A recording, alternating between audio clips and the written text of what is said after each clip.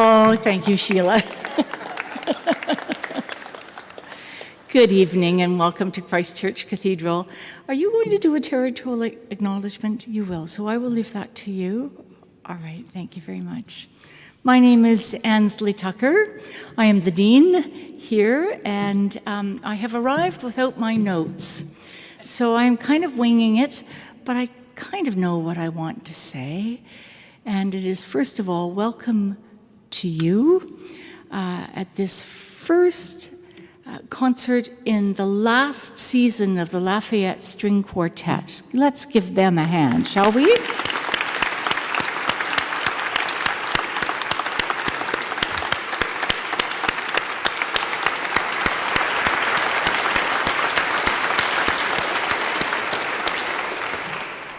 We are so grateful to have had opportunities to collaborate with you before and are so honored to be part of this version of your health awareness forum. This seems to me like something that all of us, wherever we come from, should be engaged in and concerned about. And the arts have such a way of giving voice to the things that matter here in our lives. So bless you. We can't wait to hear what's happening. I do want to introduce our special guest this evening in a moment, and I've sort of given it away. But I wouldn't be doing my job if I didn't take the opportunity with a microphone in front of me to do a couple of advertisements. So I want you to know that we love strings in this place, and our quartet in residence is the Emily Carr String Quartet, and they're doing the whole of the Mendelssohn string quartets this season, and the next one will be on October the 14th at 5 o'clock, just before dinner, right? And you can get more information about that on the Cathedral website, which is, get this, christchurchcathedral.bc.ca. I'm sure you can figure that out. And we're also kind of joining into the late October fun in our society this year with a Festival of the Dead. So we've got silent films with live music. So one of these is The Phantom of the Opera with the well-known, internationally in fact, acclaimed organist David Briggs. And then the other one is The Passion of Joan of Arc. And that will be brought to us with the Vox Humana, who's a chamber choir here in, I'm working through all the places I've lived. It's not Toronto, it's not Calgary, it's Victoria. And again, you can find more information about that on our website. We're just thrilled that Sheila Rogers has come to introduce us to this evening. Sheila is well known by reputation, but not just reputation, action, in not just here either, but in our country. Recently, having stepped aside as the Chancellor of the University of Victoria, she is also a well-known broadcaster, currently and in the past, particularly CBC, Mother Corp, as they have been told they call it. She is an activist for things that matter, such as mental health and environment. And you have said, I gather you have said that in your, doesn't sound like leisure, you're planning to devote yourself to these issues. And bless you for that. Thank you so much, indeed, indeed. My friends, please welcome Sheila Rogers.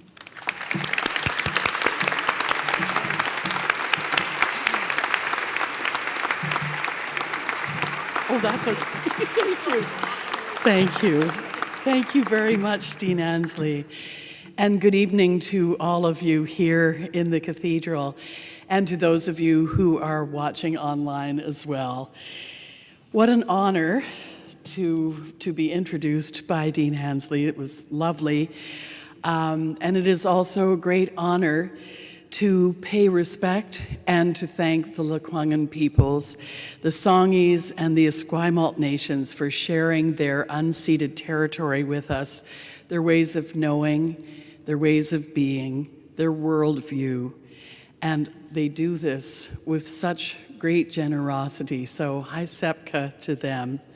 I've just read a wonderful book by the late Cree lawyer and writer, Harold R. Johnson, and it's called The Power of Story. And right at the beginning, he acknowledges the people who are the original occupants of the land, and then he acknowledges the actual land itself. So he thanks the land. He thanks all the trees. I bet he would thank the mushrooms as well, Suzanne. He thanks the plants. He thanks the animals. He thanks the grasses, all the species, everything else, and all the spirits of this place, all part of a shared story that we're all included in, everyone. How wonderful it is to be able to gather together for this final Lafayette Health Awareness Forum after some challenging years of being apart.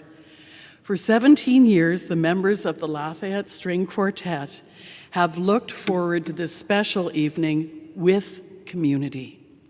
They and their terrific partners, the steering committee, have worked hard to get this evening together. And they began with a presiding idea. What affects one of us affects all of us. And when you think about it, when one member of a quartet has a problem, the rest of the quartet is going to feel it. Let's face it, we are all better and stronger together. The health awareness forums have covered topics ranging from, and you can see some of the posters, or you could, up there, from a dialogue on breast cancer, mental health, the HPV vaccine, the power of music, to COVID-19, which I refuse to capitalize. It's a small c for me, always. And my presence with you this evening is co-sponsored by COVID-19.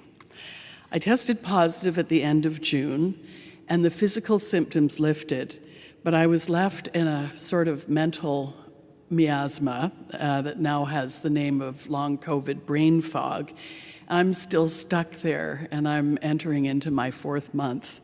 And I want my money back, COVID. I really do. And you could say I've lost my mind, because it certainly feels that way sometimes. I have trouble thinking for long periods of time, difficulty reading, which is great if you host a national book show. It's really great. Little trouble writing. I mix things up, and I've learned to appreciate the humor in this. The other day I bought a large cookie to share with my husband, Charlie, and I turned my back to pour some tea, and half the cookie was gone. And I said, what happened? When I put the cookie on the plate, it was a full squirrel. I meant circle. And instead of offering people my sympathy, I've offered them my symptoms, vultures for vouchers, and I have reacquired my old friend dyslexia. Now, I know I'm speaking for many people, and maybe even in this great hall this evening, when I say COVID sucks. And I acknowledge that, but I also must acknowledge my good fortune. My CBC colleagues are accommodating my brain fog. They're editing me so that I sound almost normal, and making things comfortable. The word accommodate means to make comfortable. And the Lafayette String Quartet, particularly Pamela Haiba Aloni, has made accommodation for me, checking in on me for months and understanding my limits, by giving me the opportunity to talk a bit about long COVID, because when we talk about hard things, they become less hard. So let's remember to accommodate people, and let's remember to make them feel comfortable and a part of things. And let's follow the example of the Lafayette String Quartet and act with empathy. What's become clear over the course of the pandemic and the course of all the Lafayette Health Awareness Forums is the importance and need for science and art in our lives, for both of them to work in concert, if that's not too cheesy. I had the honor of hosting the 15th Health Awareness Forum from my studio on Gabriola Island, and it was a virtual experiment that we thought would never be repeated again. But last year it was repeated again, and I think now we've got the most wonderful compromise because we can be live and we can be online at the same time, so it's great. Music, obviously, binds the members of the Lafayette Quartet. Life's joys, life's challenges have enhanced who they are and what they have to say in their music. This year they celebrate their 37th year together, and they will take their final bow together this year. And it is such a great honor to share this evening with them.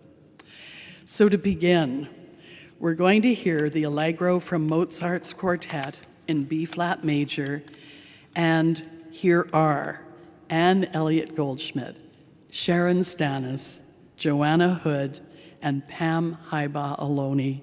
Please welcome the Lafayette String Quartet.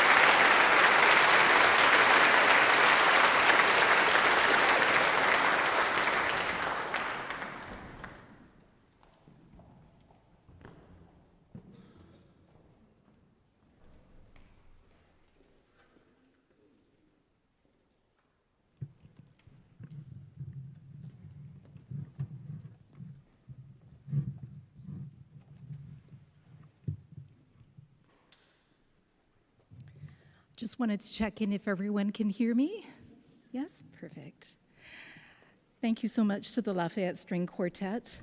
Mozart, how perfect to open the evening. My name is Amita Modi, and I'm a physician and a member of the steering committee of the Lafayette Health Awareness Forum. It's a great pleasure tonight to be able to introduce our speakers. Our first speaker is Dr. Val Stoinova. Dr. Stoinova is a practicing general internist in community and tertiary care in Victoria at Island Health and a clinical associate professor with the University of British Columbia. Her work on climate-conscious prescribing was recently selected as a national innovation in partnership with the Cascades Network to further develop, implement, and study sustainable inpatient care. She sits on the National Advisory Committee for Inhaler Sustainability and is a frequent guest lecturer on sustainable healthcare at local and national conferences. A passionate cyclist and climate advocate, Dr. Stoinova believes we can provide better healthcare at a lower carbon cost. Please join me in welcoming Dr. Stoinova.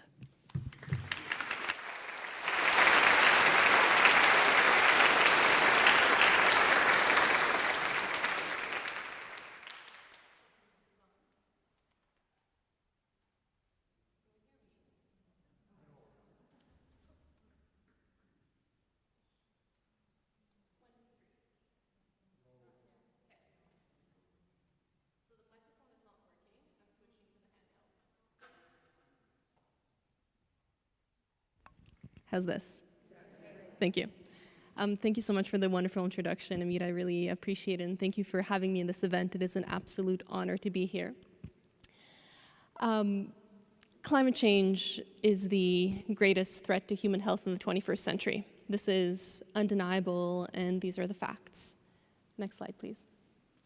We're in a climate crisis.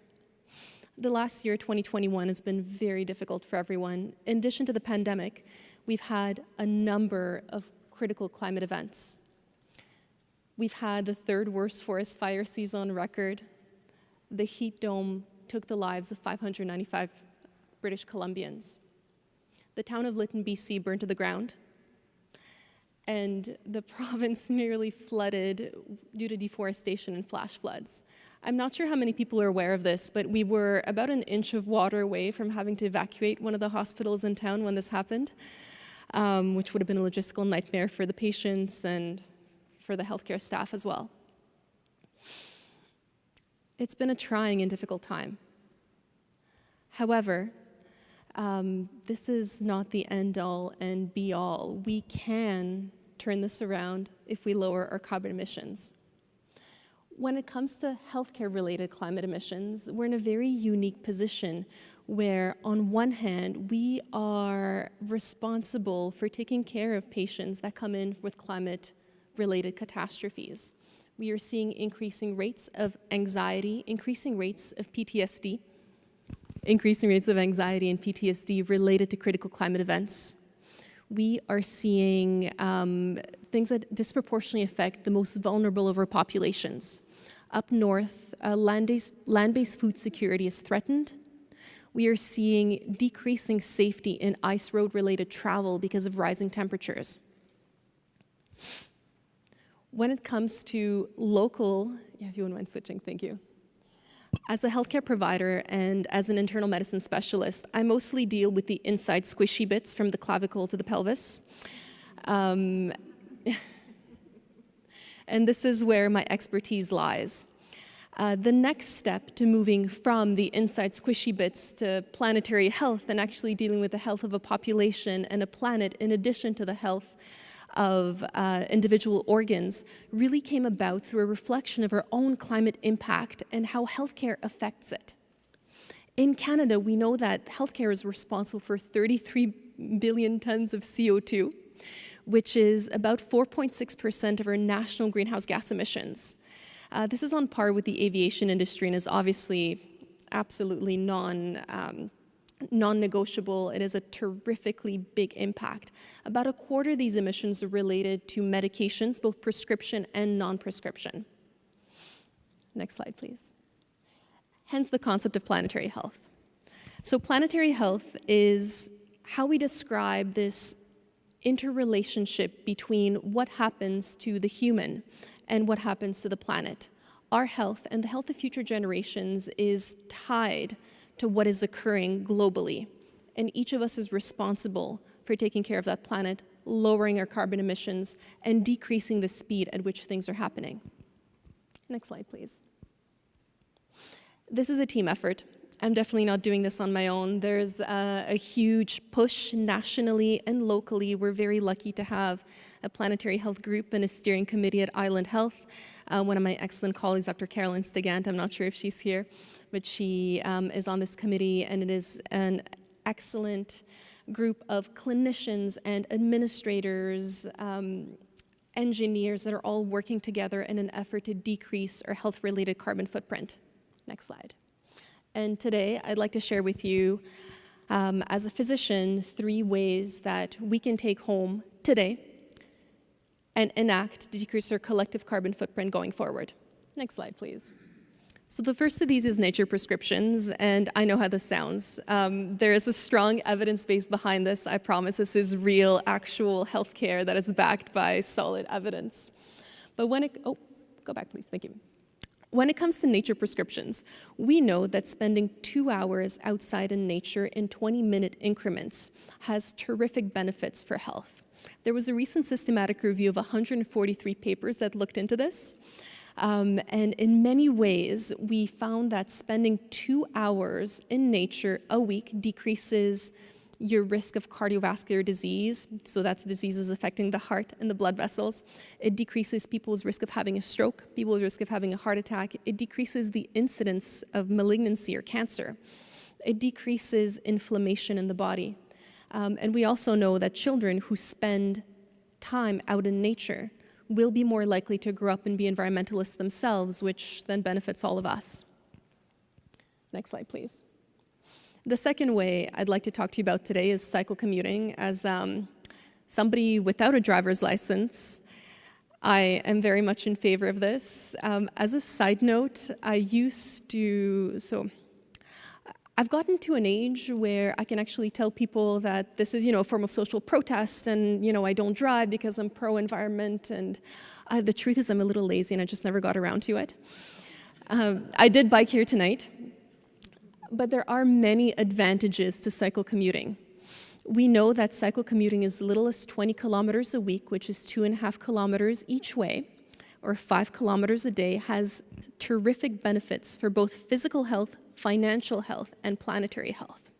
When it comes to the physical benefits, we know that people who bike to work are 45% less likely to develop cancer within their lifetime.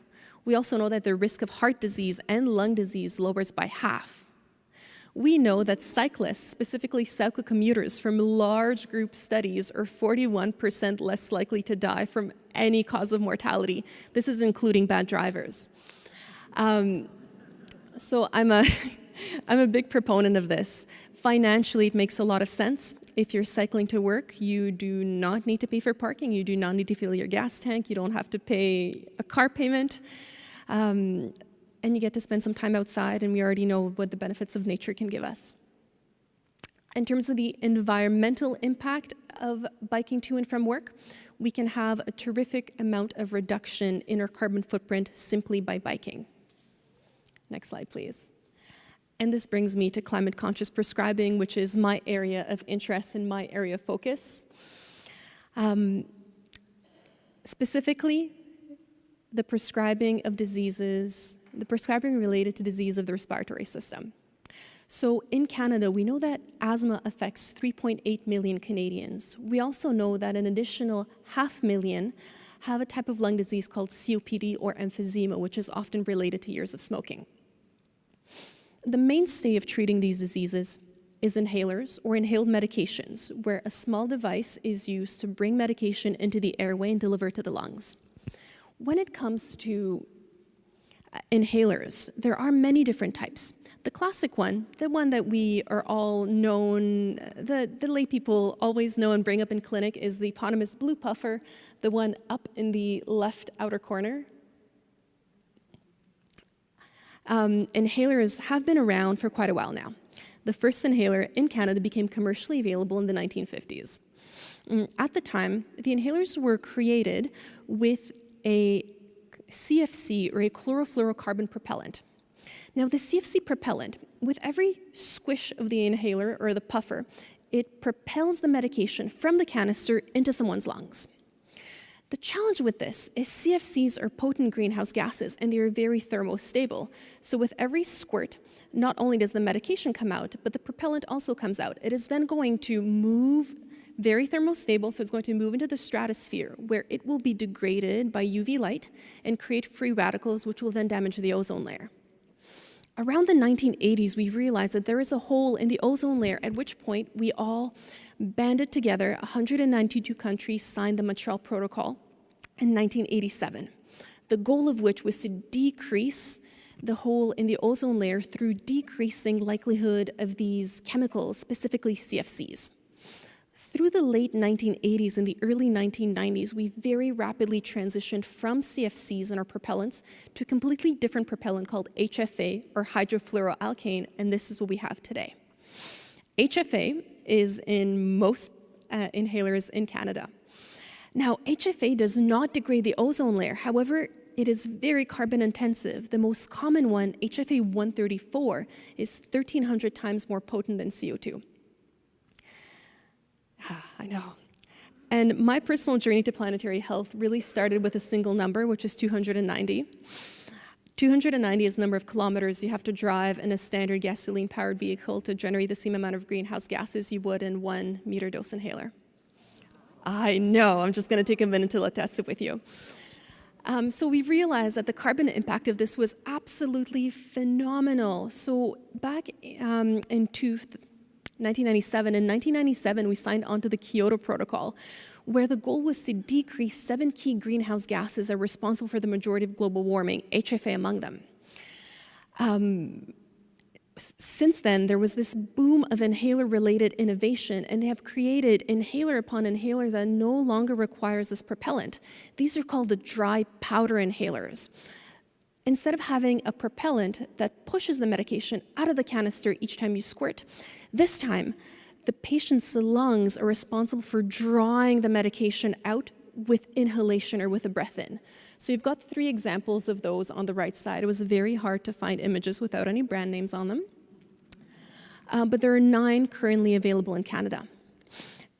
A single meter dose inhaler, about 290 kilometers, but if we take it to the health authority level, so we know studies from the NHS, or the health authority over in the UK, show that 3.5% of their entire carbon footprint is exclusively related to meter dose inhalers.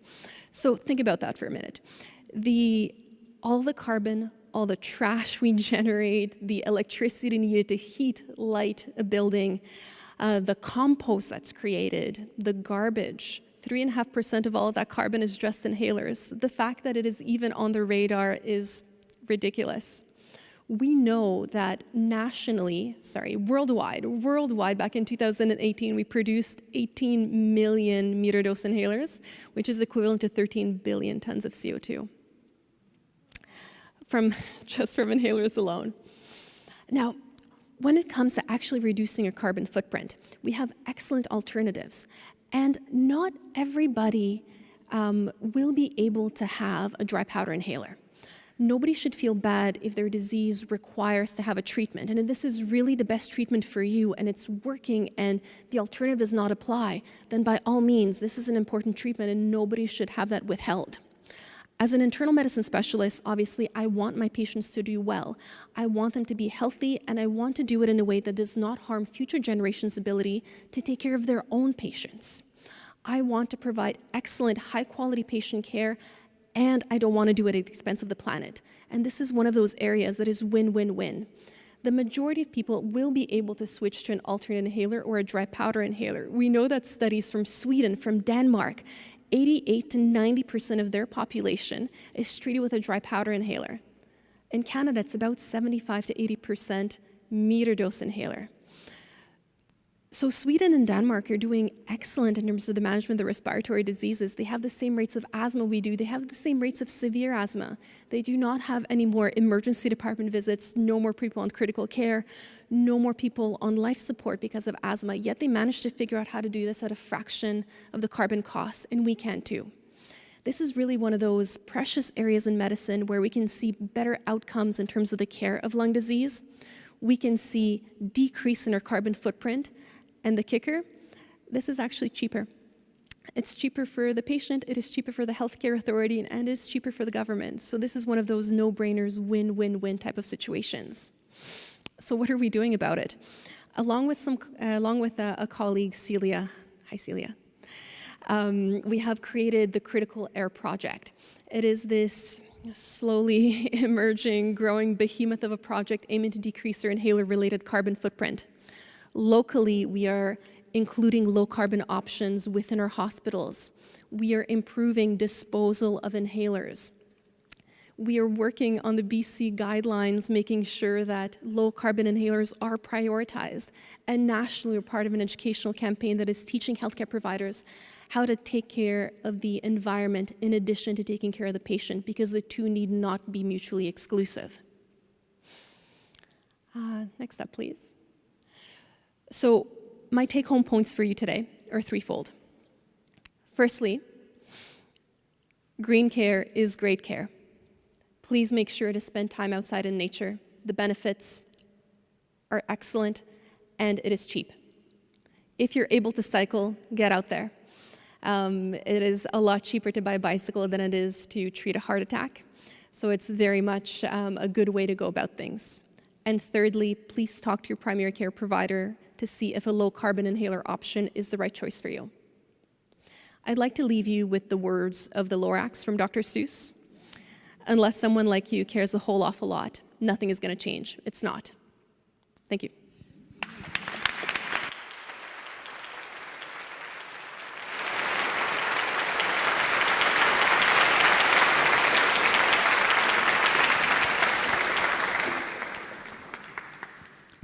Thank you so much, Val, for a wonderful and very thought-provoking presentation. I'm delighted to be able to introduce our next speaker, Katlia Lafferty. Katlia is a Northern Dene Cree Métis novelist, freelancer, and columnist. She's a member of the Yellowknives Dene First Nation from Sombequet, Yellowknife, Northwest Territories. Currently residing on the occupied and unceded lands of the Coast Salish peoples in Lekwungen Territory, she is in her fourth year of the Juris Doctor in Common Law and Indigenous Legal Orders with the University of Victoria. Welcome, Katlia.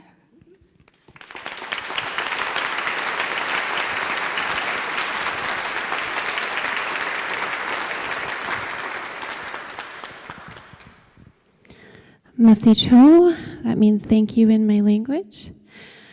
So yes, I am from the Northwest Territories. I've been living here in Lekwungen Territory for the past 4 years. And tonight I will be reading some poetry, but I wanted to also introduce my grandmother.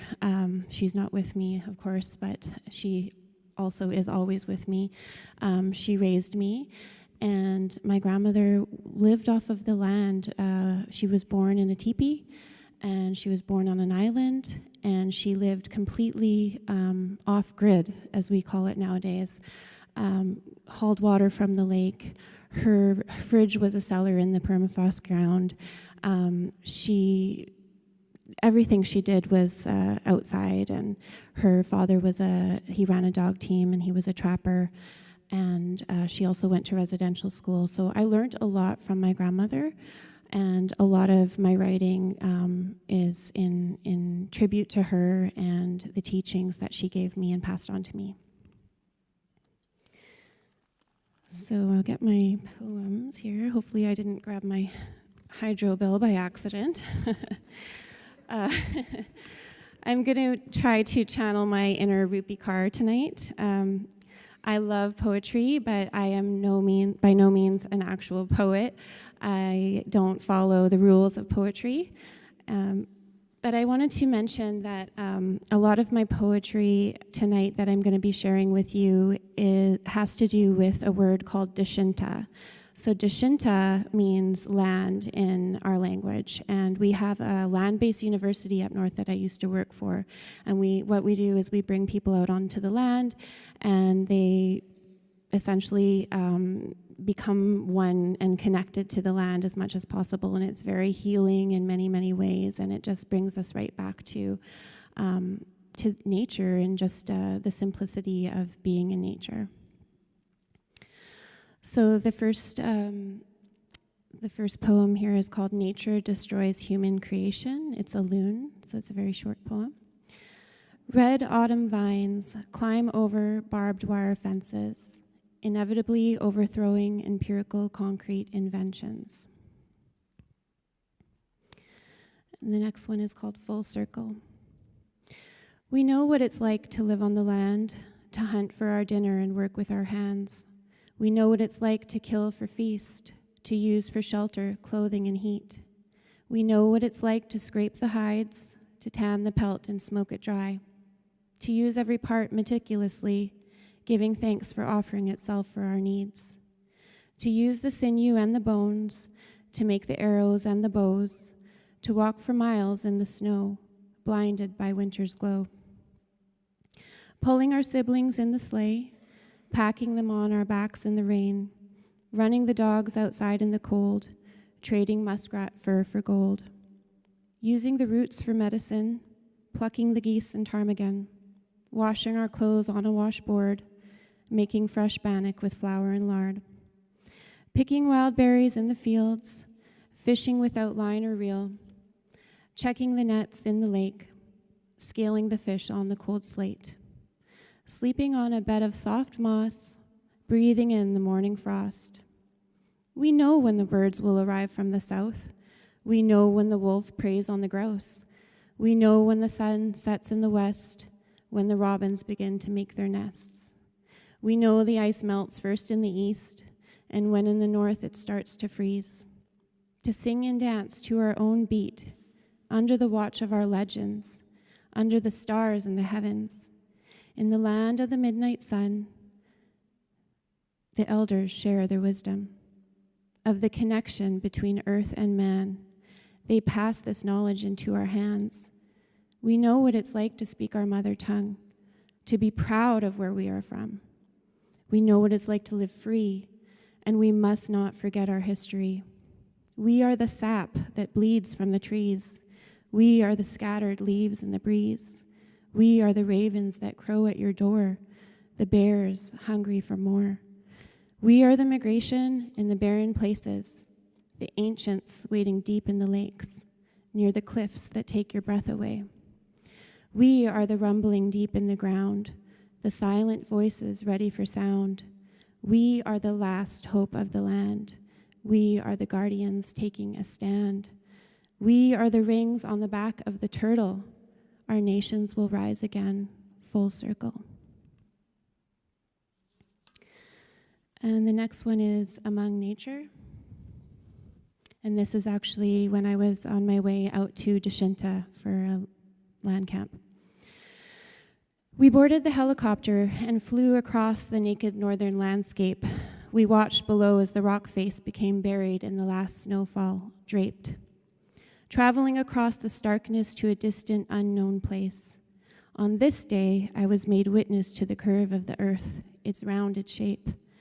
Our pilot could not see the flock of Arctic swans in front of us and violently swerved. Afraid for my life, I dare not say a word. I don't remember our first day there as I unpacked our gear and settled in for the days ahead. But when I slept like the dead. We came to this place at a time of great escape.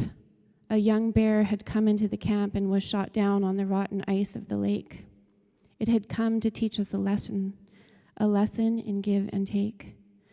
We walked for miles to the lookout point only to look back down on ourselves. I was not used to walking on such uneven ground and often tripped and fell. We walked across an old bridge once built to withstand abundant waters, but now nothing flows under its rickety borders. We hoped that it might be a beaver dam upstream, but we stood silently, knowing it was slowly receding. In turn, we dreaded the predictable summer heat. But when the robin sang its choir, the elder reminded us that it sang for rain to douse the fires. And it worked. It poured. The spring rains drenched the moss and seeped into the earth's floor, melting the last of winter's snow. But the bridge is still useless, though. There is a great foreboding in balance. We could hear it in the sorrowful loon's cry. Though the dog didn't pay no mind, he leapt and bounded in what was left of the creek. In his playfulness, he discovered an old skull, a muskox that died lifetimes ago. On the path in front of us, we spotted 4 flowers in a row. Their white and yellow petals pointed up to the sun, one for each season. Their light green stem a thick stalk, preventing them from withering in the rapidly melting permafrost, reminding us that we are not yet lost. There is still beauty to be found even long after we are gone. I saw a wolverine that evening sitting alone. It sketched across the open water into the bay. Its hunger must have gotten in the way for it to be so brave, to come so close to this dangerous human place, the place that we did not want to leave but had to go back home, back to the scarce reality that we sow. The land is the realest place I'll ever know. It brings out an authenticity that lays bare our souls, a truth in us that we cannot hide. It brings out all that lurks inside. Nature sets the truth free. It was there our anxious hearts found peace, among the whispering trees, among earth's remedies, among nature's bounty. And the last one I'll read is Drifting into the Atmosphere. And this poem I shared with a poet, a professional poet named Linda France in the UK, who I had the pleasure of being pen pals with during my residency at the West Vancouver Memorial Library. And so her poetry was, I wish I could share it with you tonight, but this is my response to one of the poems that she had written to me, and you can find them on the West Vancouver Memorial Library website. I'm only 300 or so counted steps from the ocean, and yet 1,000 miles from my northern home where all is blisteringly cold. I walk my dog around the cemetery. Although there are descendants of discoverers buried, this is all Lekwungen territory. I want to pick a bouquet for my table, but something about the flowers remaining wild and free stopped me. The smell of old growth tumbling to shore drifts through the ocean breeze, calling me near. The only place I can take in a deep, satisfying breath is here. I balance across the naturally fallen cedar giants, careful not to slip as my dog sniffs random sticks. We walk along the ocean side every day, my dog and I. Some days she reminds me of the great sister lakes back home that I've come to know. Soon they will be frozen solid, not able to wave, crash, and roll in an endless dance like the beauty that comes from her. Some days she rages and I must stay away. Some days the life inside her comes up to the surface. Seaweed, coral, kelp, remnants of our own organs. How is it that our bodies reflect nature? Who is the maker? Some days I want to jump right in, she's so clear. Some days I get too close in fear, she might scoop me up and sweep me out. We are all bound by the tides, by the moon moving us. Not only are we connected to Earth, but to the entire universe. Across vast waters, there are identical perennial blooms. In transition between hot and cold, north and south, young and old, we live according to the weather. We all adapt to the temperature. An otter feasted on the evening of the equinox, leaving a row of empty oyster shells dotted along millions of smooth, round pebbles, endlessly pushed and dragged along the ocean floor in a symphonic arrangement along the gorge. The empty shells now displayed on my mantel. Otter, might we share a meal of fresh-sucked oysters? Beyond the bay, I am reduced to a mere speck by the Olympic Mountains. Their snow peaks clear on sunny days like the ocean. They too are constantly changing.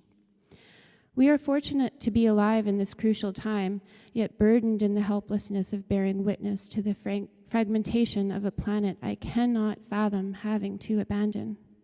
There is no man on the moon. Now is not the time to board the ship. we must first see this battle through, the battle between goodness and greed that is depleting our earthly needs. She is all we ever need. Thank you, Mr. Chair.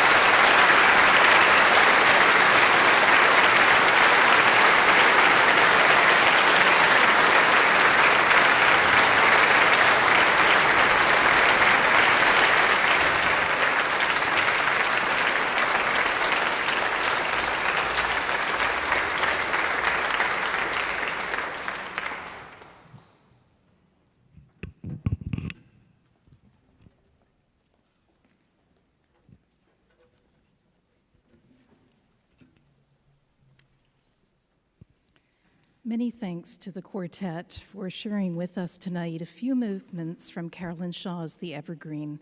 How appropriate for tonight. And thank you to Kathleen for her most moving presentation.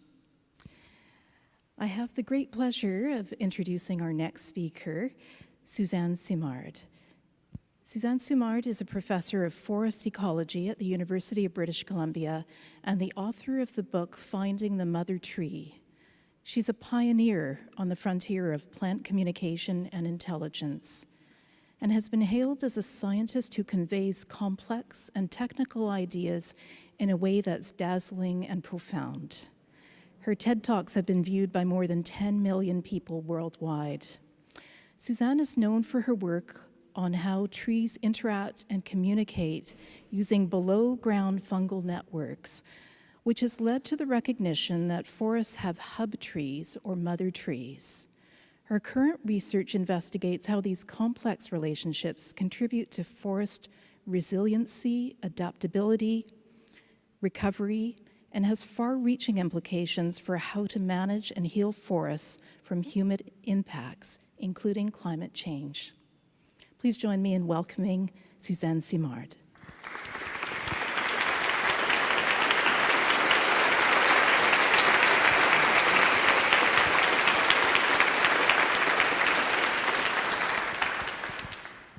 Thank you so much, and it's my honor and pleasure to be with such an accomplished group of women that have come before me. It's stunning. The music, the wisdom, the poetry. I mean, it's incredible what humans can do. It's incredible that we're in this cathedral that is built by human hands, that is actually modeled after the cathedrals that are our forests. It really is, you know, our ingenuity that has allowed us to thrive on this planet, and I hope meet the moment that we're in as well when we're in this time of climatic crisis. I'm going to start just by dedicating my talk to my dear mom, who passed away 51 days ago, and I miss her dearly. But you know, my mom, I realize, as I'm even looking at this title of this talk, that my mom was my mother tree, and I spent all my life looking for mother trees in the forest, and here Mom was teaching me about how to be a tree the entire time, nurturing her kids, nurturing the young, looking after the society, the community, and then passing on her wisdom as she passed on in a very regenerative and joyful way. So here's to dear Mom. I want to acknowledge that all of the work I'm about to talk to you about has been done on the Shepamek territory in the interior of what we call British Columbia, in collaboration with many First Nations people. And without their work and their wisdom, you know, and the meaning that they bring to it, you know, I don't think this story wouldn't be nearly as rich as it is. So I worked with the Shepamek, the Sinixt Nation, the Ktunaxa Nation, the Coast Salish, the Haltsik, particularly their territory is in what I'm about to talk to you about. Sorry. Yeah, and I also just to come back to Mom a little bit. I'm reading a book by Ruby Peters, who is a Cowichan elder who just passed away last year. And one of the teachings in her book was that when your parents pass on, that it's actually a time of grief for sure, but also of great joy, in that it gives you an opportunity to rebirth yourself. And as my mom passed, she said to me, you know, keep on with your work, Suzanne. And so I am doing that, and I feel great freedom, and I'm working with an incredible group of women, one of whom is here, Robin June Hood. And I invite you, as I go through my talk, to join us in what we're calling the Mother Tree Network, to meet this moment in time when we're at this of great critical concern in this moment of climate change, because we do have solutions. There are solutions. We don't have to go down this track, as Val mentioned at the beginning of her talk. We can change the course that we're on now. So that's one of the main teachings. So I'm done now, so no, I'm just kidding. Okay, next slide, please. So we live in a cathedral. We're sitting in a cathedral, but we live in a cathedral. We're living in one of the most beautiful, productive, biodiverse, temperate rainforests of the world. This place that we call home has got some of the most diverse landscapes because of our mountainous regions, the most diverse climates. And because of that, we have a great diversity of animals and birds and fungi. And with that diversity brings great productivity. And so not only are our forests, our forested landscape diverse, but they have some of the greatest carbon stocks in the world, even as much as the tropical rainforests. The difference between our forests and tropical forests is that half of our carbon is in the soil, where we don't see it. The other half is above ground. And that is another great gift because, in a sense, all those creatures that are working underground are safe down there. You know, they're safe from the fires, more or less. They're safe from the floods. And so that also brings with it, for us, a great responsibility to look after those incredible carbon stocks. And it's not just here in British Columbia where it's safe. Actually, in Canada, 95% of our carbon in our forests is underground. It's in the permafrost, it's in the peatlands, it's in the forests and the prairies. And so really, Canada has an outsized role to play in protecting those incredible stocks. So these are special places. These are cathedrals. Next slide, please.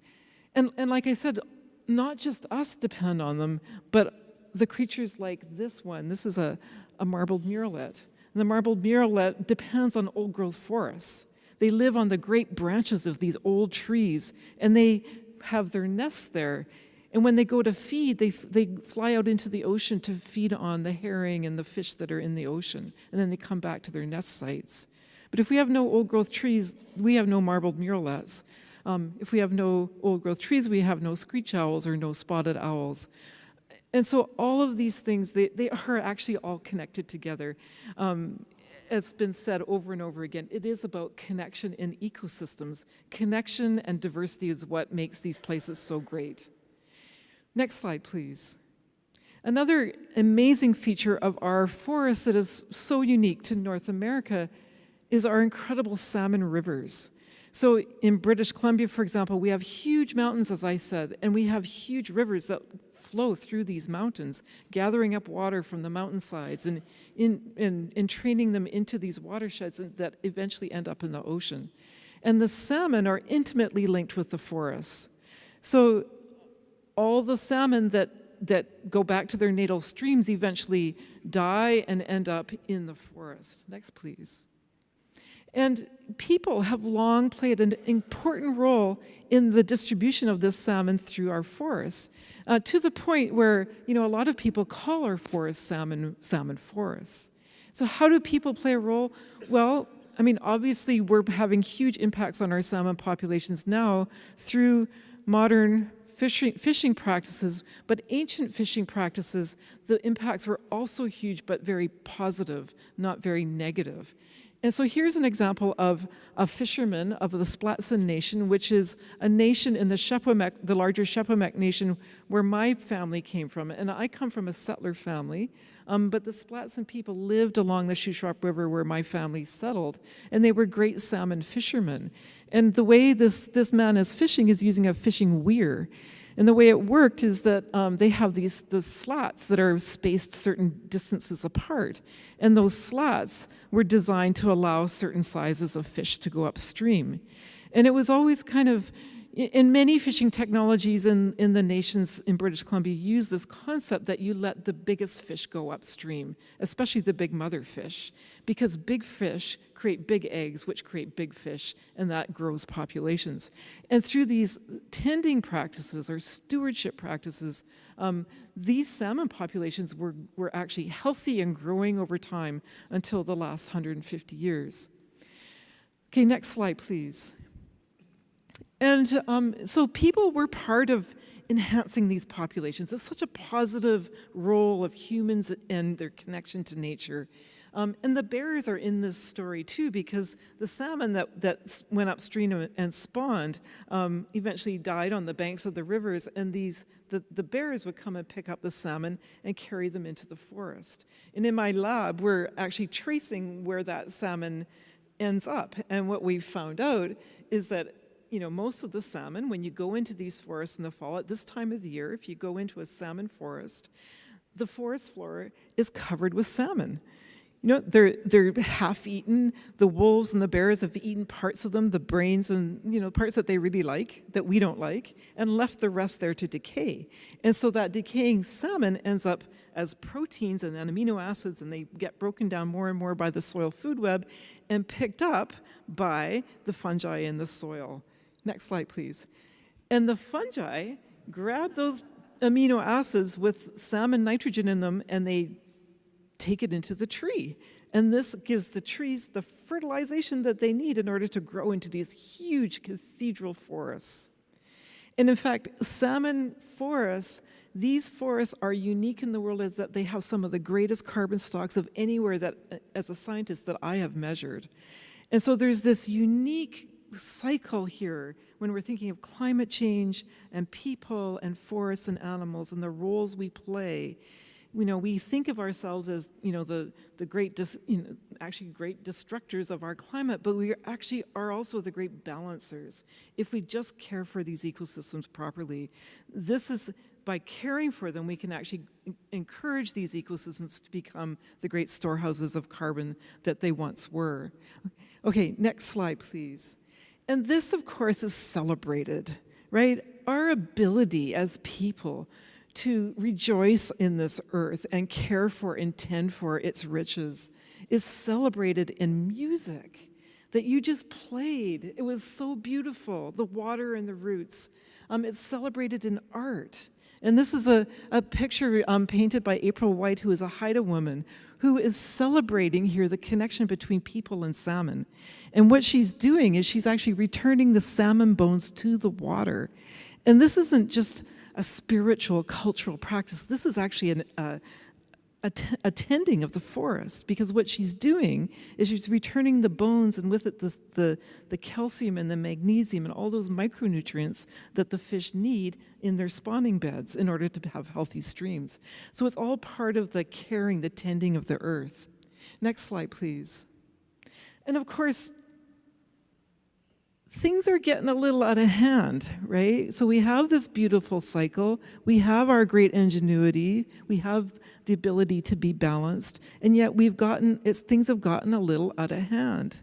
We've basically taken the responsibility of looking after the land from the people who knew how to do it and who did it for 10,000 years and gave it away to big corporations which aren't people. Right? And the corporations don't care for the land like we care for the land. So why did we give that away? And how can we get that back? But one of the consequences is this. And this is a picture that was actually taken back in the early 1980s near Clayoquot Sound, actually near Mears Island. And if you go to these places now, you can see the forests are growing back 70 years later, but what we're finding is that they're not the old growth forests that they once were. In fact, the productivity and the carbon stocks in these forests is about a quarter of what they were. And then the next forest, next slide please, is planted like this, which is not an old growth forest. It's simple, it's like a cornfield.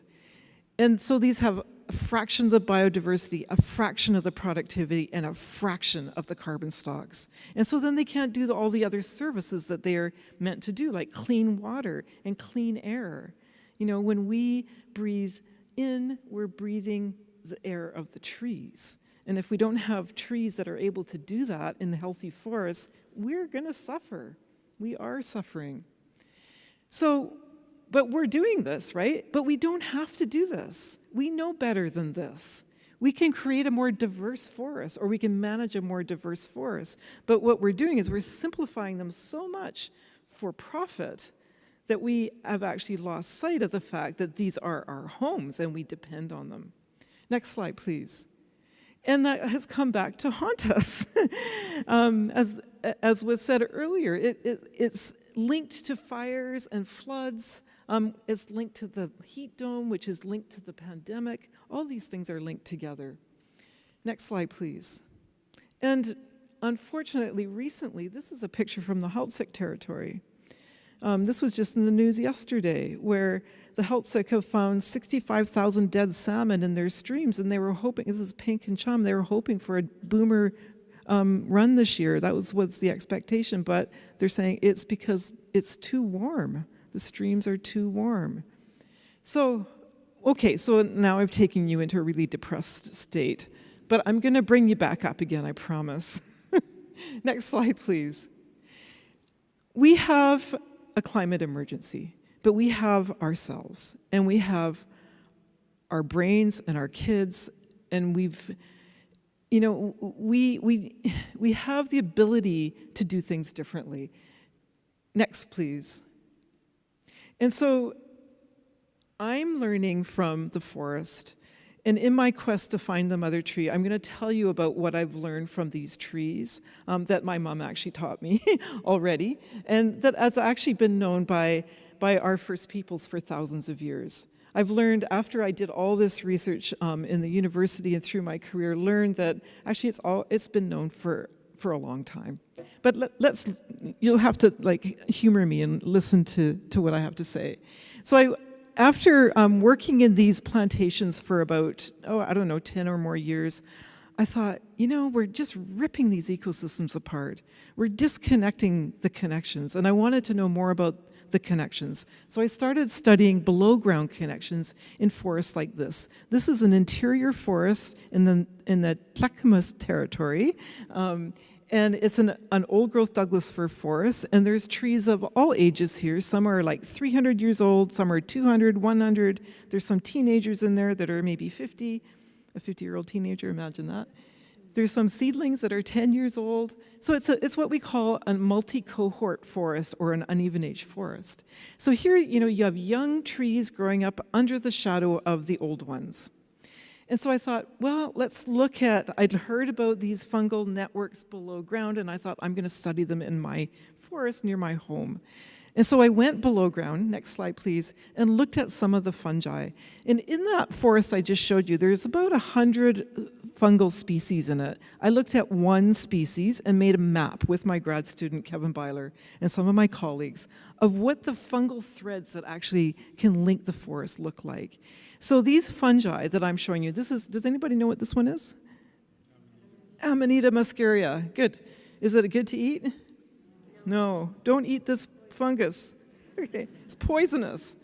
Okay, but it's mycorrhizal, which means that what happens is that the fungus finds the root of a little seedling, so the seedlings, like as a germinant, germinates, it grows its little roots, its radicle into the soil, and that little radicle starts to signal. It's sending off little chemical signals all around it, and the little radicle, it moves around, it's searching, and at the same time, there's these roots from these old trees that are also searching and growing and signaling, and the fungi are in there signaling and sending off little sodium and calcium signals that they pick up from each other, and they grow together and they bind together in a symbiosis.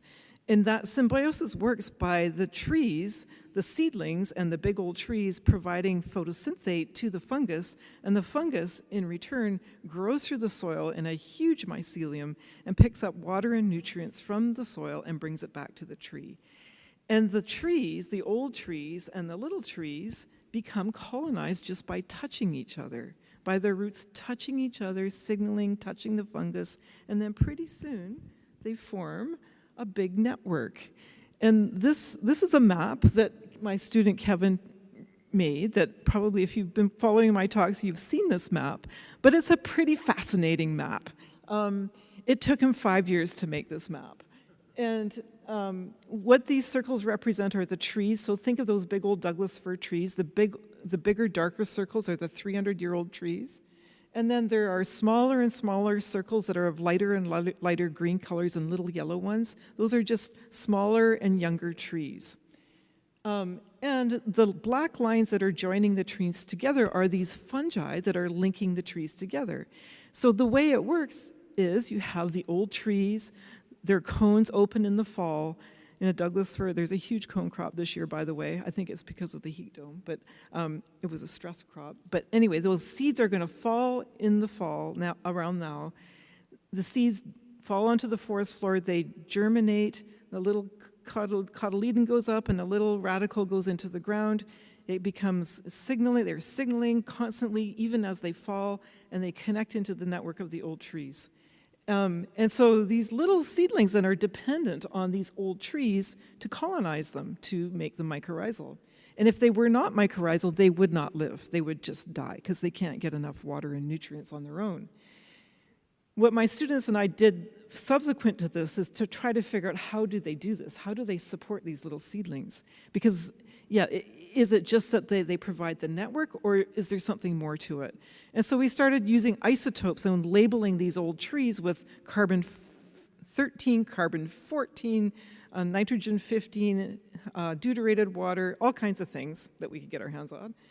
And we just started tracing where these nutrients went, and we found that they went into the little seedlings. Not always, but often enough that we were able to detect, too, that the seedlings' survival increased when they were receiving these subsidies from the old trees. So there's a couple things going on. Number one, the old trees are providing that sort of, that network for them to join into. You could think of it as a placenta, kind of. It's the placenta of the earth. The little ones are joining into it, and then they're getting the subsidies. So the mothers are providing through their nutrients and so on, the subsidies to these little seedlings. There's so much more to this story. So one of the other things one of my graduate students was working on was whether or not these old trees could tell which ones were their own, whether they were their own offspring.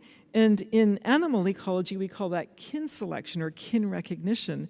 And we found out that these Douglas fir trees can recognize their kin.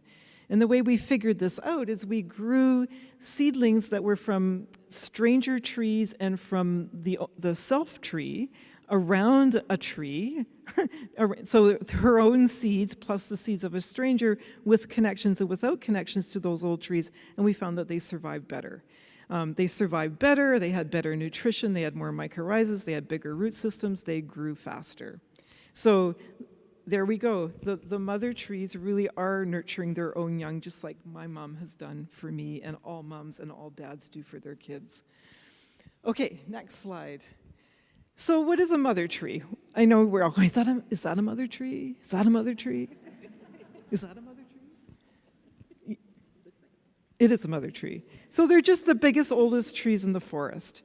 But in fact, any tree can become a mother tree, because all the trees around this tree are, they're growing. Some of them die back. One tree will fall over, and it'll make room for another one to grow up and take over the canopy. The forest is an incredibly dynamic place. So what was once a child or a teenager becomes a mother tree. And are there father trees? There are, sorry, dads. We just call them mother trees because of that nurturing connotation. But actually, Douglas fir has mothers and fathers in the same tree, and a lot of trees do. And in fact, in our First Peoples culture, in the Shepomet culture, there's a recognition of grandmother trees and grandfather trees, and mother trees and father trees. There's really no gender meant here. It's just to convey that notion that trees live in community, just like we live in community and family, and we are interdependent and interconnected. Next slide, please. And here's another tribute to my mom, is that even when the old trees die and lay on the forest floor, they're still part of life. They're still there teaching us. They're still there nurturing us. And in this case, what one of my students did, Gabriel Arago from Chile, is he labeled one of those old trees in the background, it's a hemlock, with carbon-13, and he traced that carbon right into the log and into the little seedlings that are growing on that nurse log. And so the grandmother laying on the floor is helping the grandchildren, and she's also helping the mother tree back in the background, all linked together, all these generations together. Next slide, please. even before death, I should have switched these slides around, but even before death, as old trees are declining and passing on, going to the next life, becoming full of the soil food web, they start signaling their neighboring trees about their condition. And this signaling goes on through the air, and it goes on through the soil, through these mycorrhizal networks. So as you're feeling, oh, I'm about to pass on, like my mom did, she says, it's time to go, you need to prepare. That's what these trees are doing too. And so they send what we call volatile organic compounds through the air, as well as organic compounds through their mycorrhizal networks that warn or signal to the neighboring seedlings and surrounding trees that, hey, I'm on my way out, and there could be a cause. So we've looked at, whether they're infected by insects or pathogens, and they say, hey, there's something around that's causing me to be sick. And so that actually the neighbors will upregulate their own defense enzymes and protect themselves against whatever that is. So we don't understand a lot of the whys and even the hows. We do know that it happens, and I just think it's another great connection between the living, the dying, and the young coming up. Next, please. Actually, yeah. So there's a lot to learn here, and I don't mean to leave the animals out of this picture. This is a mother tree. I'm inside this mother tree. This is from Fairy Creek, actually, and I was there last fall inside this tree. So what I'm in is a 3,000-year-old yellow cedar tree in a bear den. And next slide, please. I didn't actually get to see the little bears, but I imagined what they're like. So the mama bears go into the dens, stay there for the winter and have their babies, and then they emerge in the spring. So that tree, which I was in with a reporter from the Seattle Times and the defenders at Fairy Creek. So a lot of students and elders. Elder Bill Jones was there, not at the site, but with us on that day. And it was a dramatic day and traumatic day. And 2 weeks later, this tree was cut down. So, and I'm saying this not to make you feel sad, but to fill you with, to join in and be part of the solution. We should not be cutting these trees down, but we are every single day. Okay, next slide. So I'm going to just end a little bit, just to link all this together to show that, everything is connected. The bears are connected to the trees are connected to the water, to the birds. Next slide, just kind of scroll through it a little bit. And this is what, scientists call a complex adaptive system, or an ecosystem is a complex adaptive system. It's adaptive, it changes, it's interdependent on the relationships between all the creatures in the forest. It's the relationships on which whole communities are built. It's relationships on which societies are built. It's how we care for each other. It's how we care for where we live, our planet Earth. They're incredible systems because they're adaptive, they change, they can adjust according to conditions. Next, please. And it's through all these relationships that you get emergent properties. Emergence is where you create something out of a bunch of parts that are, interacting. Our Mother Tree Network is emergent. The music that was made by the four of you on the stage is emergent. The healthcare of working with your patients, that's an emergent thing. It's something that's more than just the little bits that you do on their own. So ecosystems depend on this kind of emergence. They're beautiful. And by working with them, you can help them create more carbon, more water, more oxygen to recover, to heal themselves. Next, please. So we have a lot to learn from these trees, and I'm just going to end with a few things from the Mother Tree Network of the things that we think that we can do. Next, please. Not this. Next, please. Oh, yes, and to support this. Next, please. I'm going to end with this, is that what we're trying to do is save the forests so we can save ourselves. The forests, we are so interdependent. The forests regulate our climate, they hold our biodiversity. They take up most of our carbon, terrestrial carbon. Indigenous knowledge is so important in how to care for forests because, as Kathleen was talking about, it's that knowledge learned over thousands of years. It's the knowing of the berries, it's the knowing of the salmon runs, it's the knowing of the land that the solutions arise from. So what we're asking from our governments, from our people, of what we need to do is to protect our forests. Protect our old growth forests. Let's stop cutting them down. I mean, every day we're losing old trees like that 3,000-year-old bear den tree. Every single day on this island alone. And elsewhere. To restore the forests that are damaged, the ones that we've simplified, those plantations, we need to revitalize them so that they're not operating at 25%, that they're operating at 100% or more. To increase their adaptive capacity, because they're going to become more maladaptive as climate changes. But we can play a role in that. We can move plants around. You know, we can put plants together that we know belong together. You know, we can help these forests to support our Indigenous people because they have this incredible worldview about caring for the environment, for tending the forests, for having obligations to steward forests. And we need to learn from that, so all of us do that. And to establish learning networks so that and communities so that we can all learn from this, so that we can go into a forest and say, that's possible. I can do that in my forest. I can help other people do that too. And all of this will eventually lead to protecting our forests, storing more carbon, maybe even monetizing that carbon, and I won't go into that, but there is a huge possibility here that we can completely shift our economy so that we are looking after stuff instead of tearing it down. If we do all this stuff, these natural solutions can actually mitigate climate change, this is what scientists are saying, by a third. And the other 2/3 can come from the healthcare providers. I'm just kidding. From coming off of fossil fuels and switching to clean energy. So that's all I have to say, and thank you for listening, and I wish you all well. Thank you.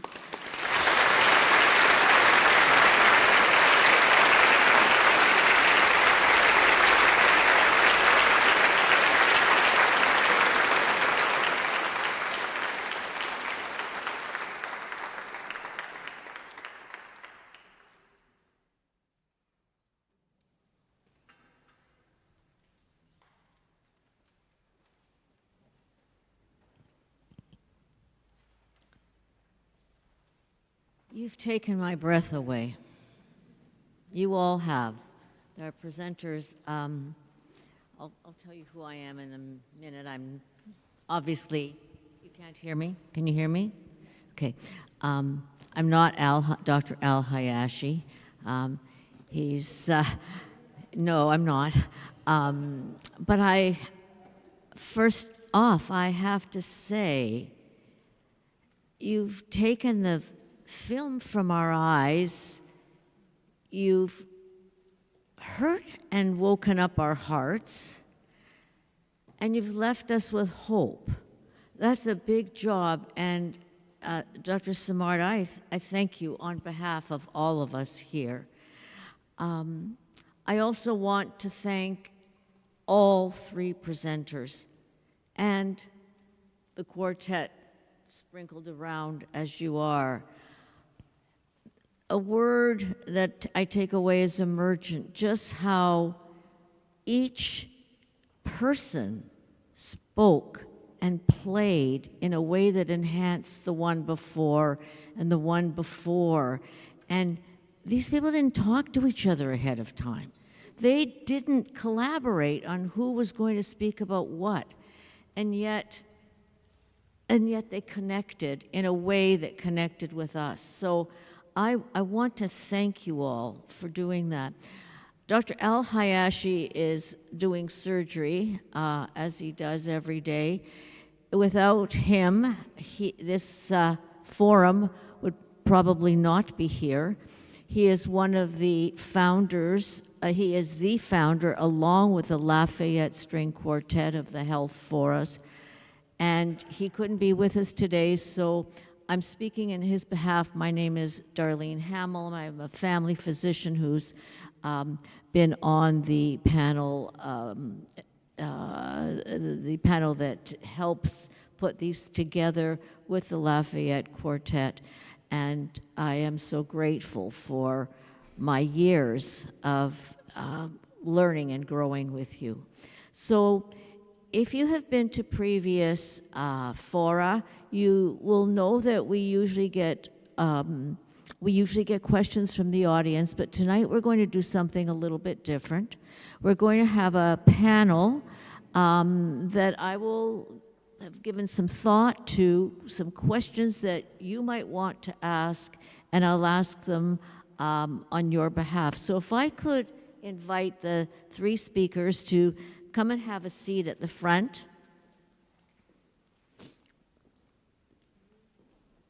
I'll go over here. Oh, no, I'll go over here then. This is what good performers do, don't they? They go from side to side. So, and if you're short, you can't often see over top. So, the first question that I would like to ask our speakers, and any one of you can speak first, is you all touched on hope. You all left us with hope. I'm one person. What can each of us do now to make a difference in sustaining this planet? And how do we stand up to the big profits that sometimes overwhelm us, like those that ended up taking down that 3,000-year-old tree? Any one of you can speak first.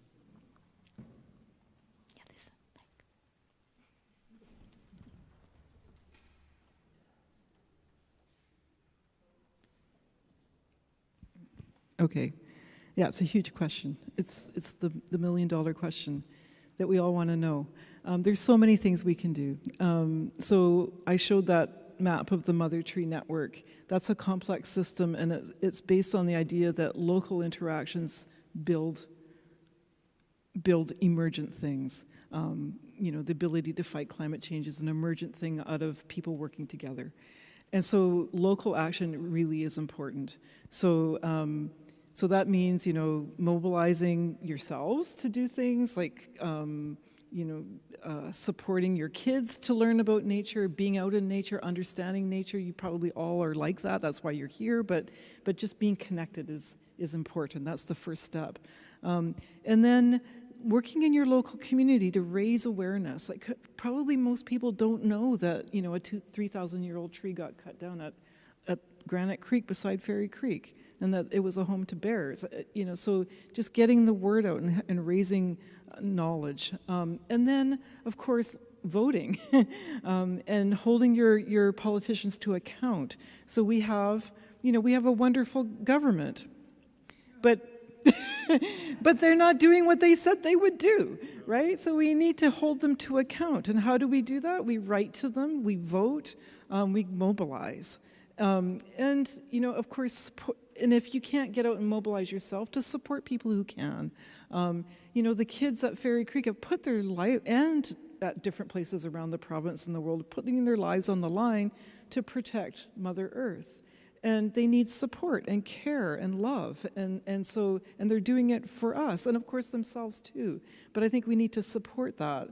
And of course, supporting movements that are really also mobilizing, and supporting our Indigenous people, because they also are fundamental to solving this problem. So those are just 4 things. There are many other things, but so it's basically local, and we also need policies at high levels. We need policies at government and at global levels, because you can do all this local stuff, but if we still have policies that dampen our ability to do things, or that set limits too high, for example, greenhouse gas limits, then it doesn't matter, right? We need both. We need stuff from the top down and the bottom up. But really, action and making those politicians change is what happens at the ground level. Yeah. So what I'm hearing from you to us, what can we do walking out of here, is get involved. If we hear things, read things, it's not enough to cluck our tongues. We need to walk out and somehow get involved, even if it is just a letter. Yeah, and I think too, if you're physicians, if you're writers, doctors, and so on, you have like these prominent levels in society, and you have a voice. And speaking out like you're doing is so important. Like, I learned so much from you tonight. And so when we have knowledge and information, we can act properly. If we don't have knowledge, we're in a vacuum. So use your status, use your knowledge and your wealth, if you have it, to mobilize and be active. Thank you. That was inspirational. It's a hard act to follow. In terms of very practical solutions that you can enact today, walking out this door, threefold: make sure you go and spend time out in nature. Try to get a bicycle if you can. And thirdly, stay healthy. As long as you're able to stay healthy and minimize acute problems, the amount of carbon that you would need being a healthy person out into the real world is a lot less than being a person who is ill in hospital. If you have time and if you're lucky enough to have a primary care provider, please go and talk to them about your inhaler and see if a low carbon alternative is right for you. And last but not least, and I didn't actually get a chance to talk about this, but inhalers don't go in the trash. We know that a quarter of that 290 kilometers is after the inhaler has been disposed of and is continuing to leach out greenhouse gases for the remainder of its natural life until long after my great-grandkids will have come and gone. So please, they need to be returned to the pharmacy for appropriate disposal. They have to be incinerated. I would just say educate yourself on all of the different issues that are happening. At every corner, there's something that is climate related, including the inhalers and including the devastation of the old growth forests. And I think just get to know your local Indigenous nations and reach out and be an ally as much as possible, because they are really the guardians and they are doing a lot of the stewardship. And they need the support. They need the support to make sure that they can gain underlining title of so-called Canada so that they can fight these large corporations, because right now the jury's still out about underlining title, and Section 35 is a toolkit that we have that we can use, but we can't do that without support. So get to know your local Indigenous nations for sure, and those local knowledge keepers that can share really a wealth of knowledge. One person in particular from Sauk Nation, his name is Jeff Welsh. He is a cedar harvester, and he taught me a lot about the cedar trees. And he actually was up in my neck of the woods in the Northwest Territories, and he told me a story about our sacred tree that I actually wrote about in my novel. This House Is Not a Home, which just got released. That's my plug. We have a tree back home that is a 1,000-year-old tree, and it stands very tall at the river where we always used to gather as a people. And the elders always prophesied that once that tree falls, that is going to be a time of great change. And that tree fell right before COVID, and it was at the end of its life. And people from far and wide came to see our tree, our sacred tree, including Jeff Welsh. And he shared with me that he smudged the tree with his eagle feather. And when he returned back home here in Sauk Nation, he tried using his eagle feather, and it molted. It just fell apart. And every feather after that fell apart. And that was how strong the tree is. And the energy that comes off of those trees is so powerful and so sacred. And I think we all need to get in touch with our spirituality side of ourselves more. It's been lost somewhere. And I say that in this cathedral, but we really do need that to fight climate change as well.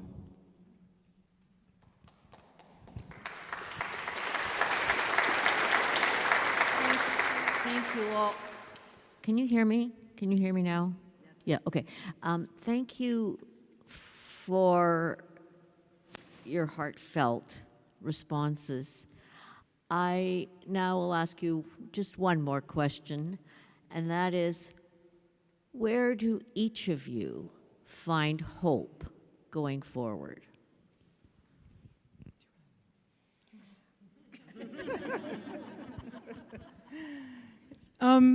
Okay, I guess well, I have two daughters, and they've become foresters or forest ecologists, and they have wonderful, smart friends, and the kids are, well, they're in their early 20s. The kids are full of hope, and they're brilliant and ingenious, and we need to support them.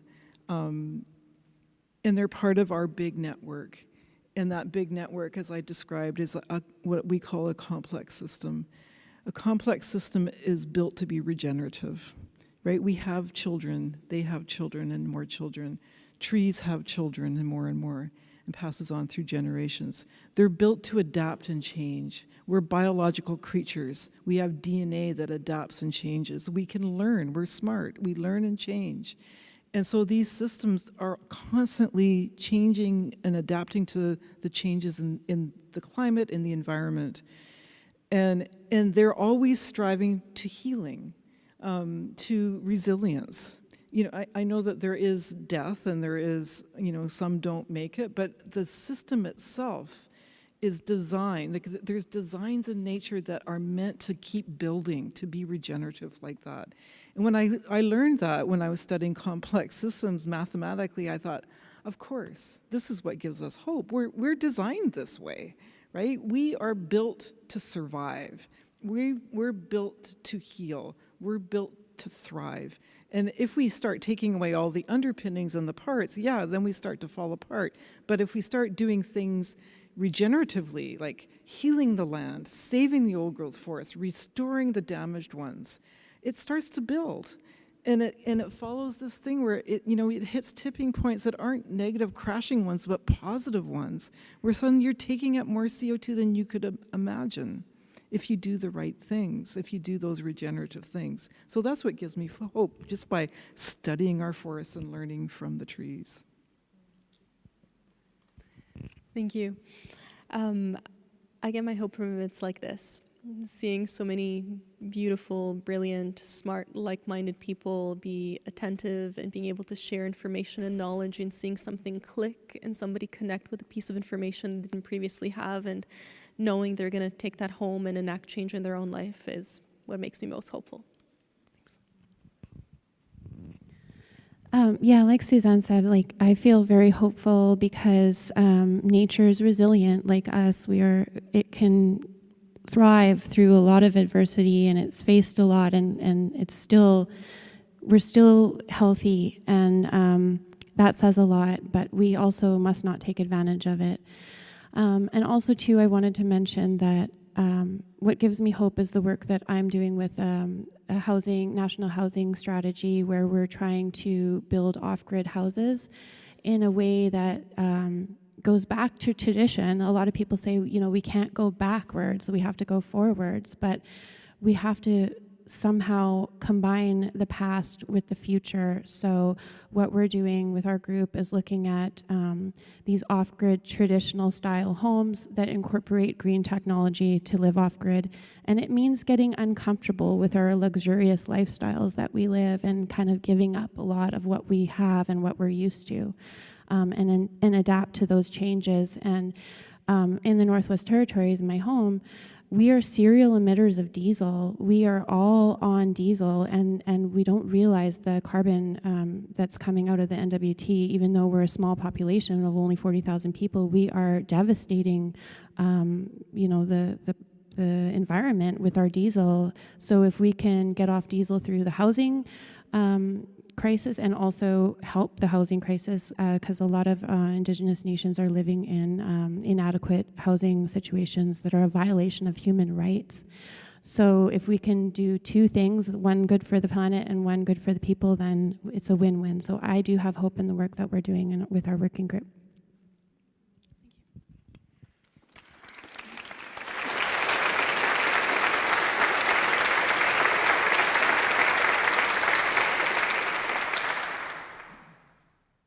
I speak, I think, on behalf of all of us when I speak with gratitude for the knowledge and the vision and the hope that you have shared with us.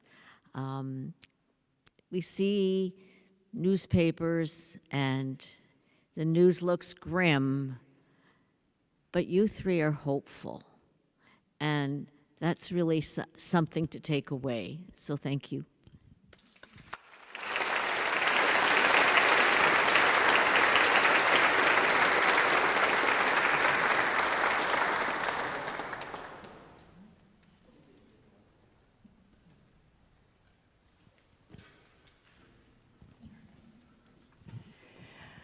I second everything you just said, Darlene.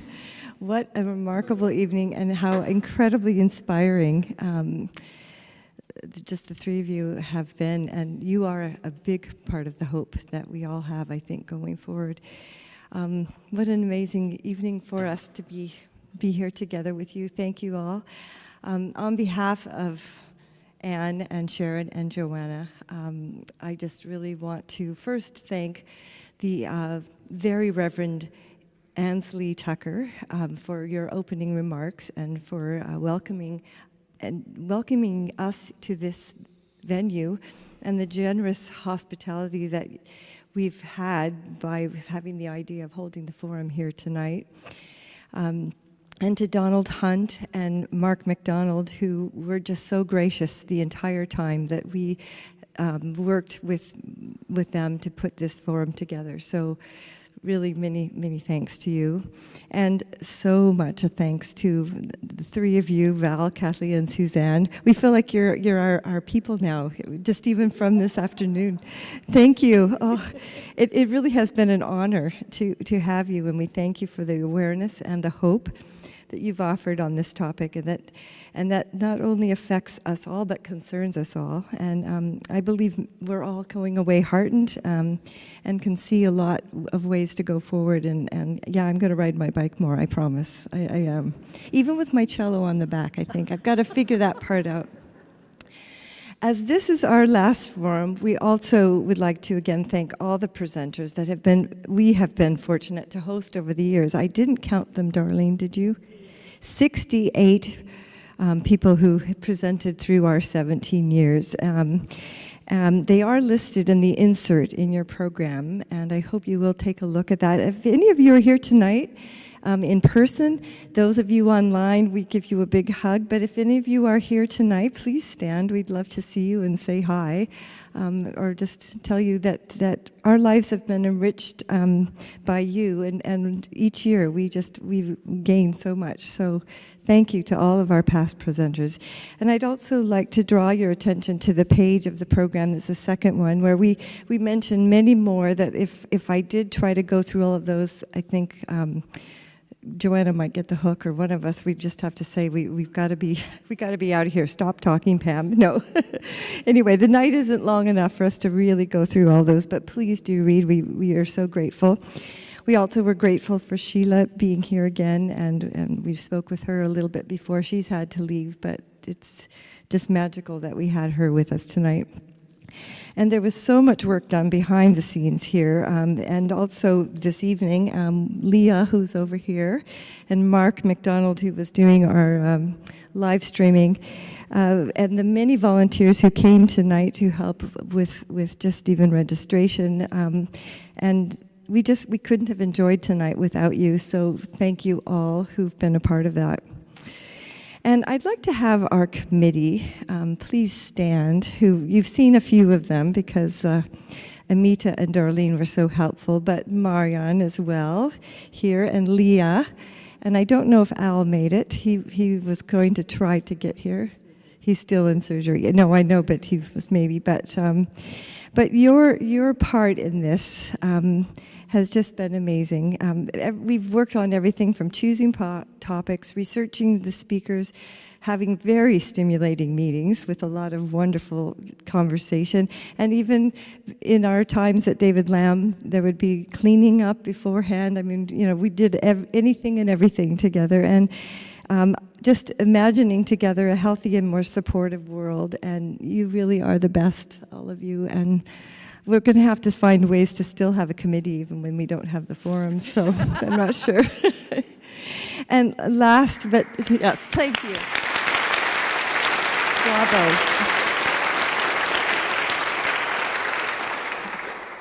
And last but not least, I have to say a huge thank you to the three of you for sharing this vision of it, kind of a not the usual thing a string quartet kind of takes on, but just because of the people that you are and the experience that we had together that we've kind of gone through. And so the music and the community that we've shared together has just been really, really special.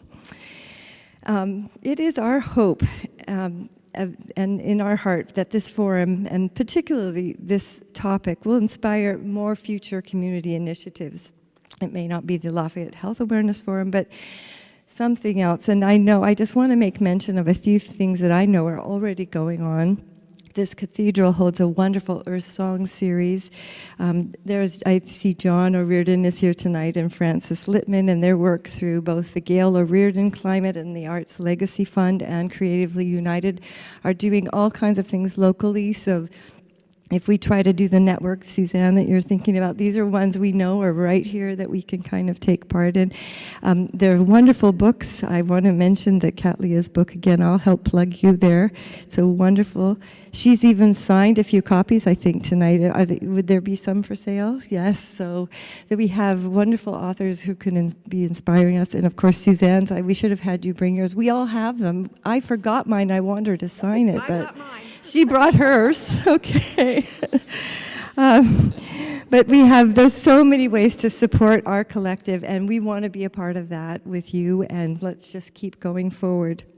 So we want to thank you all for sharing in this project with us, and what is our other and perhaps even more expressive language is music, and so we want to finish the evening with playing together. And there are great notes in the program about the pieces, and this last piece was written for us by a dear friend, Eugene Weigel, who's passed on but has left enormous things for us. And this music is very much a piece of love.